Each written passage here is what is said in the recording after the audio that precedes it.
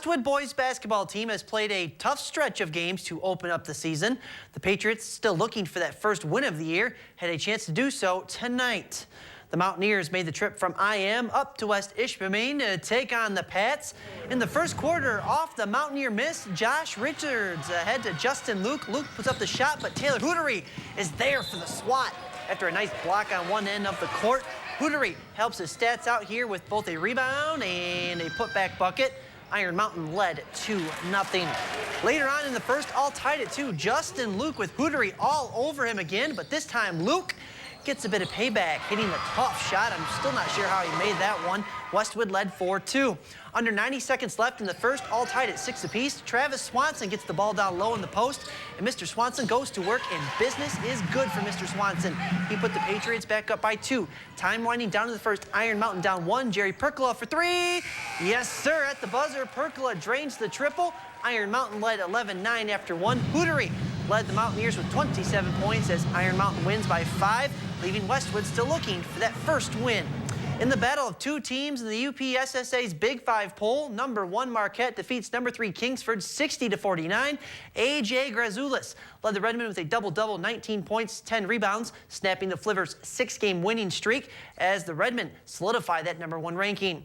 And West Iron County wins by 20 over Hancock. Switching gears now to girls high school hoops, rivals Westwood and Ishpeming renewed their, let's call it, friendship tonight at Ishpeming High School. The Hematites had success via the pick and roll this evening. Jessica Spencer to Alicia O'Brien. And just like that, Ishpeming led 2-0. That lead did not last very long. Katie Rankin in the other way. Count that shot, and she'd go to the charity stripe. Free throw good, 3-2 Westwood. Later in the first, the Hematites continued that pick and roll action to a tee. Gabby Crowley makes the hoop on a nice spin move. Ishpeming led 9-8 after 1. In the second, the Hematites up by 6. Gabby Hebert gets a step on the defender, and she goes all the way to the rack for 2 Patriot points. Westwood still trailing by 4. Each time Westwood made a shot, Ishpeming made one on the other end as Spencer knocks down the J from the right wing. This game was close throughout. In fact, it was tied after 3 quarters, but Ishpeming now scores Westwood by 7 to win the game by 7 points, 36-29. Well, to the scoreboards, Norway wins by 13 at Manistique. West Iron County also wins on the road tonight, 68-37 at North Dickinson.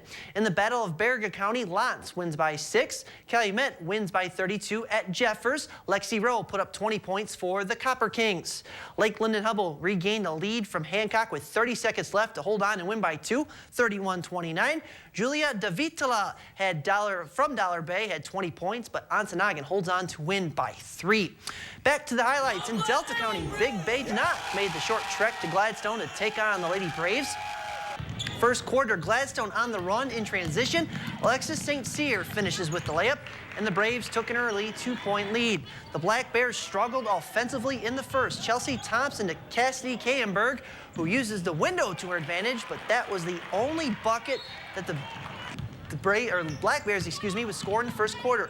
Still in the first, Gladstone up by 6. Lexi Hungisto gets the shooters rolling. The Lady Braves led 10-2 after 1. In the second, Big Bay down double digits, could not get anything to go in, but they force a Gladstone turnover. Rachel Lexon gets the lefty layup to fall for the Black Bears, but Gladstone did just about anything they wanted to on the offensive end tonight. The Lady Braves win in runaway fashion against Big Bay.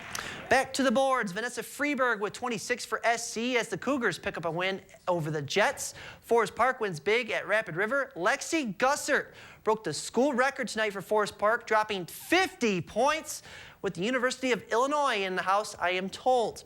In other action, Sarah Medalinsky scored 25 for BRH in the win over Mid-Penn. Carney Nadeau slips past Munising by 6. Chassell winners at Watersmeet. Jamie Dompierre from Chassell, 16 points, 11 steals, and 10 rebounds. That, my friends, is what we call a triple-double. And Wakefield Marinisco loses to South Shore, Wisconsin. In high school hockey, it was Houghton 6-2 over Kingsford. Ray Bryce had 2 goals for the Gremlins, and Hancock wins 8-1 over Lance. Well, staying with the winter sports theme, let's go outside. Marquette Mountain hosted a UP ski meet earlier today. We start with the boys in heat number 2 of the slalom. Number 66, Tony Stein from Houghton on your screen. Stein finishes second run with a time of 46.99 seconds, good enough to finish in 5th. Next up, Nick Weber from Marquette wearing bib number 182. He slipped on run number 1, but he made up for it on his second run, crossing the finish line in 48.39 seconds.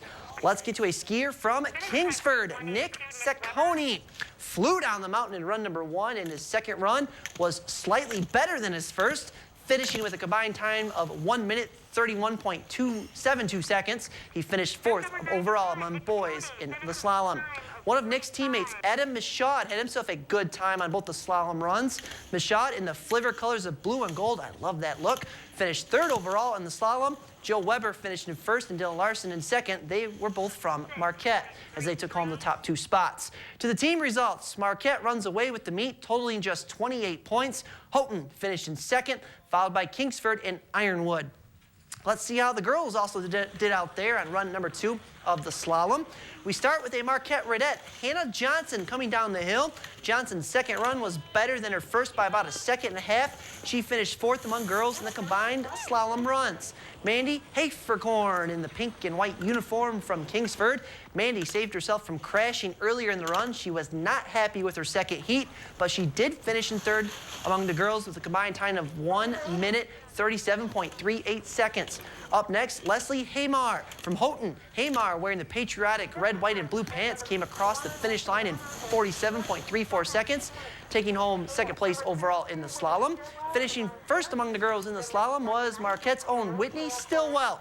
Wearing bib number 202, Whitney flew down the mountain in both of her runs. Stillwell's combined time on the slalom this afternoon, 1 minute 32.56 seconds. In other words, Whitney, she's pretty fast. The Redettes would also go on to win the girls' meet, completing the Marquette sweep. Houghton finished 22 points back of the Redettes, followed by Kingsford and Ironwood. Well, turning now to college hoops, the Northern Michigan men's team had just 6 players play at Lake State tonight. Matthew Craigs did not play for NMU, and that is all added up to a 30-point loss to Lake State. Matt Iverson had a career-high 19 points for NMU. In the women's game, the Wildcats scored 29 points in each half, defeating the Lady Lakers 58-52. Naya Makala, she's healthy now and proven she can play. 15 points, 8 rebounds. The Wildcats held Maria Blazejewski, who usually scores between 20 and 25 a game, to just 13 total points on the night. In Midland, the Michigan Tech men were down 8 points at the half, only to explode for 57 second-half points for a 14-point road W. Ellie Haydar led the Huskies with 34 points. In the women's game, the Lady Huskies survived their battle with the Timberwolves, pulling out a 6-point road win. Sam Hoyt led Tech with 20 points.